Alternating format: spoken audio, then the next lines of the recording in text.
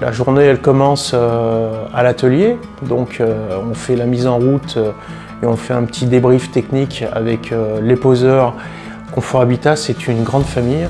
Les gens s'y sentent bien et nos clients le ressentent quand d'une part, ils viennent nous voir et ensuite quand on est chez eux en train de faire les installations. Et on travaille pratiquement à 80% par recommandation. Donc ce sont nos clients qui nous font notre publicité. On ne fait que du sur-mesure. Il faut avoir un esprit créatif. Cet esprit créatif doit être associé à des normes techniques, puisqu'on travaille aussi dans des bâtiments qui sont classés Monuments de France. On va faire rentrer la lumière dans l'habitation en optimisant le confort d'isolation et la sécurité.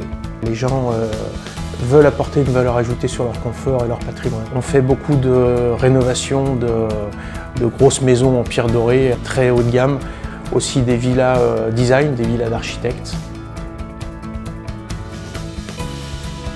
Cette maison est située dans le Beaujolais. On a d'une part une partie agrandissement de cuisine et d'autre part une partie agrandissement du salon.